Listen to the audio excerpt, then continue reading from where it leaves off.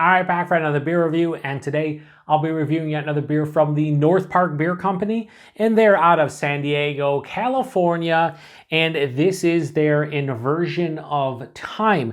So they're calling this one a triple dry hopped hazy triple IPA that comes in at 10% alcohol by volume. No IBUs listed, time of review.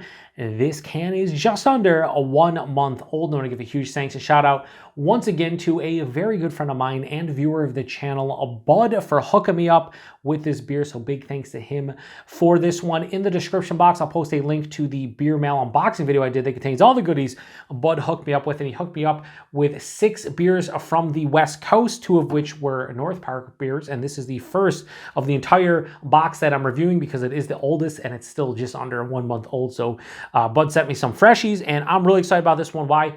I like what North Park does. If you look behind me on the pretentious wall of bottles and cans, you will see one of their beers that was sent to me by Bud. It was delicious.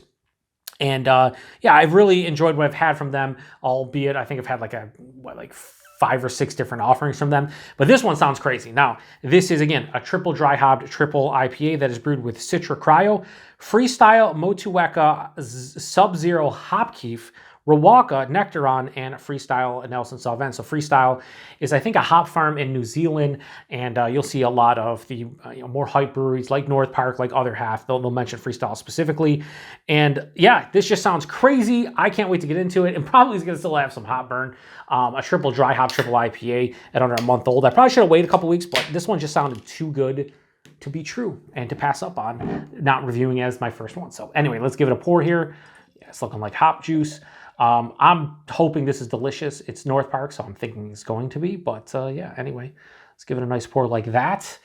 And we will put it over to the left. There's a little cheating going on. As I cracked it, shit went everywhere. So you have to clean that up. Anyway, yeah, that looks like, your typical murky, crazy, hazy IPAs, whether it's a double or a triple or a single. Had about a finger of a off-white, creamy looking head that has now dissipated into like a kind of like a soap sudsy looking head, kind of just fell apart a little bit. You hold it up to the light, you can't see through that. That's crazy. Yeah, it looks exactly how I expected it to look. Let's get a nose. Yeah, that smells awesome. Oh, it's so concentrated. Like, they're triple dry hopping it, right? And it just has this huge, like, just dank green kind of feel to the nose. There's tons of citrus. Orange juice, tangerine, sweeter, ruby red grapefruit with some kind of sugar sprinkled on top. Maybe honey drizzled on top of it. And then there's this nice, like, green, kind of like, I would say like white grapes, but kind of the vine, like a white grape vine, more so than anything. Like a tart into sweet pineapple, passion fruit. As somebody who loves passion fruit, I don't say it as much in beer reviews because I honestly don't get it a ton. But this screams like, it's weird. This has like a slight tartness to the nose, which is why I said tart pineapple, not passion fruit. It smells so concentrated with the hops, it's insane. But there's this dank, very herbaceous, almost marijuana-like character to it, which is crazy. Maybe that's that hop Kief. There's a lemon lime, like a lemon lime soda pop, like a 7-Up or a Sprite or something, but like not as sweet as that in the nose. It just has kind of like the characteristic of the actual aroma / flavor of that.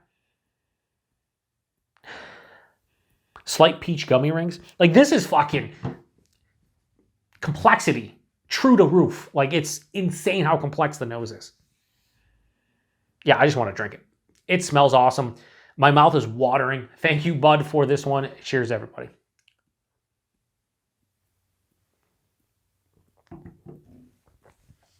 It's fucking dynamite. Oh, man. The finish. The fucking finish, man. It saturates the palate. Like, I gotta go back for another sip.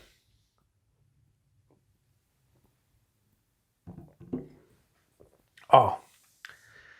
Bud, what'd you do, buddy? fuck you do? And I say that in a great way. All right, one more sip, and then we'll do body mouthfeel, and then we'll start dissecting this one because it's like throwing me for a loop, but in a great way.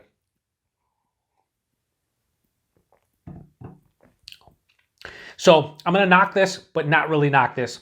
Body, I feel it's a bit thin for 10%, right? But if you watch the channel, I don't know how many times I have to say this, but I say it in every review because not everybody watches every review. That'd be crazy. I post pretty much 10 beer reviews a week. So if you watch them all, I thank you from the bottom of my heart. But I understand if you only pick and choose. If you're somebody who's subscribed to the channel, follows the channel, if you watch like 1 or 2 beer reviews a week, I totally get it. But I say this in a lot of these reviews because 10%, a lot of people might want this to be thick. Maybe not like thick as in a 10% Imperial Stout, but you might want a little bit more of a viscous body to it, right? This is like higher side of medium, lower side of full, and it's thin for what you would want from a 10% beer, but I always say it's right in my wheelhouse. So I think the body is pretty good, but some people might find it thin.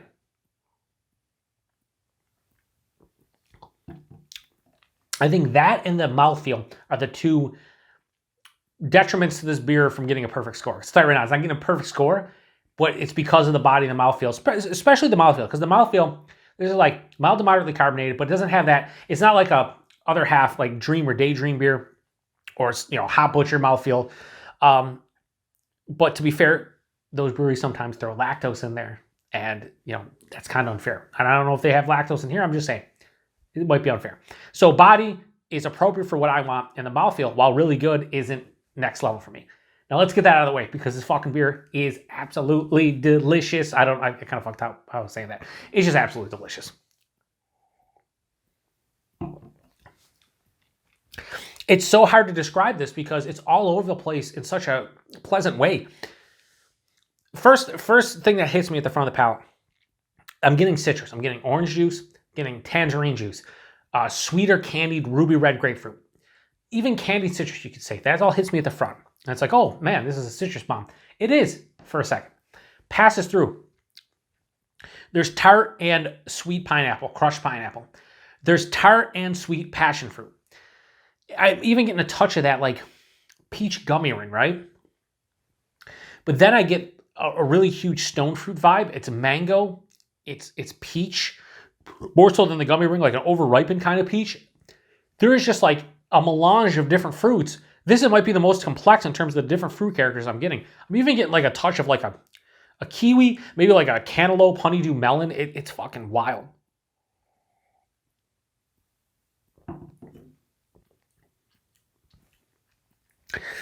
Midway to 2/3 of the way through the palate, that's where that green grape hits. It's like a crisp green grape, almost tannic with like the grape skin, but then more towards like the grape vine itself, like a green grape vine. Has this green kind of just stalky kind of feel to it. It finishes with a huge dryness. I'm talking like full on dry to me. There's a very mild bitterness of this one, but the dryness is with the saving grace of this beer and what brings it all together. And then on the finish, I get that lemon lime kind of soda pop, Sprite 7-Up vibe, but picture that in hop form. That's what's on my palate. It's not overly sweet. It's not too much. It's not cloying. It's just the characteristics of something like a Sprite or 7-Up without the overbearing sweetness.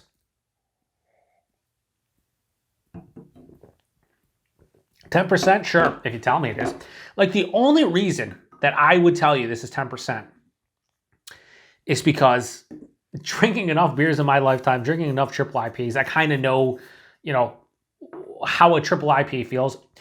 There's a, warming in my chest, sure, but I've had warmings in my chest for 7.5%, 8% beers. It's just, the palate is so saturated in that hop feeling and like the triple dry hop, it's so like just concentrated hop matter on your palate. You kind of know this is just a huge beer. But man, it's a high the alcohol well. Like there's no astringency on the palate. And I will say there's a smidge of hop burn on the finish in the throat. Very minute, like 5-10%, right? That's kind of crazy because this is relatively fresh. This is pretty damn fresh. Yeah, just under a month old. And I think if I would have drank this 2 or 3 weeks old, it still would be pretty good. A lot of these brewers are doing much better with the hop burn. And I've even come to, a lot of folks out there will watch a review like this or some of my other reviews, and they'll be like, I like that hop burn. I like that green astringency. I like that. I'm starting to enjoy it a little bit. In very small amounts, I can get behind it. It's just when it attacks the throat and you're just like, after like 3 or 4 sips, you're like, yeah, I can't do it. That's not this beer.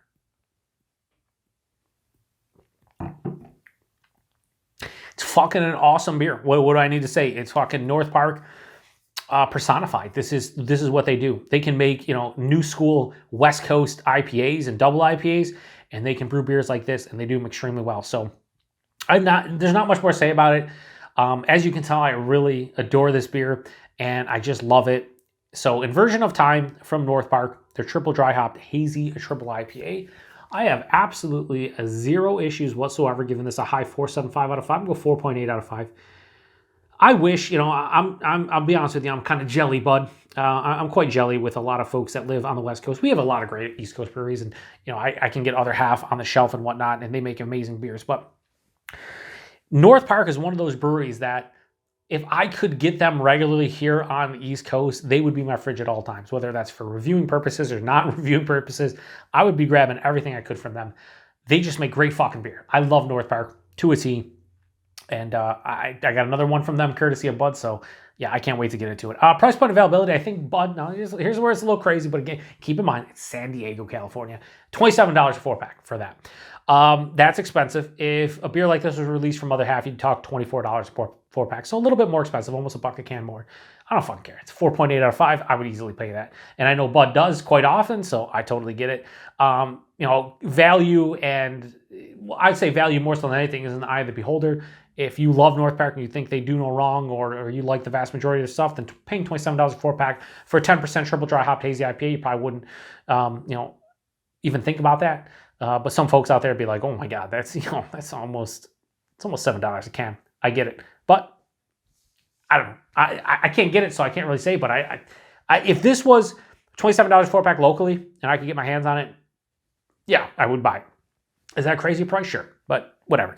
Availability, North Park I know does get some distro. There's some folks out there that get drops of their stuff. I know Josh over at Last Beer, who's in Virginia, he has seen North Park stuff here and there.